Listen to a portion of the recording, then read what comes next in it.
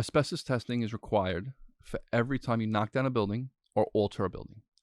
If you're altering a building, you're only testing the items you're disturbing. Now, in New York City, anything that contains more than 1% asbestos is considered asbestos. Also in New York City, if you're not touching the material and it's encapsulated and sealed nice, similar to lead, which we discussed in a previous topic, it could stay and it's not harmful. A lot of people are saying, well, asbestos was banned in the 80s and, it's now 40 years later. Why are we still testing for asbestos in buildings built after 1983? And the truth of the matter is, due to technology and us evolving, a lot of the materials we build with come from overseas. And every country has their own standards of what asbestos may be or not be. Interesting.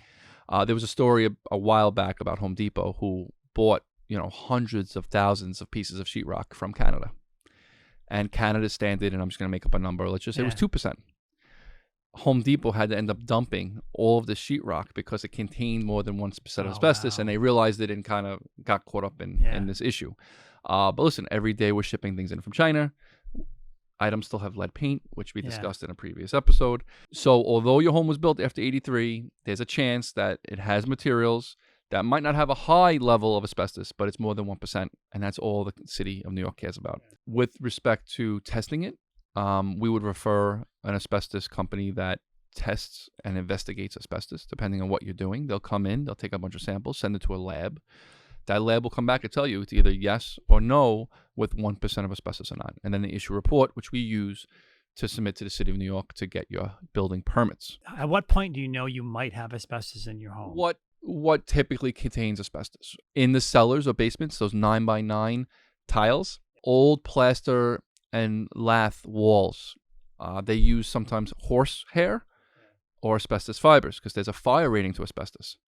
If you have a very old roof with maybe 4 layers, chances are that bottom layer has asbestos. A lot of asbestos siding, shingles on the sides of the walls, asbestos. So, being in this business 20 years, you can definitely point out what you think chances are have asbestos or not.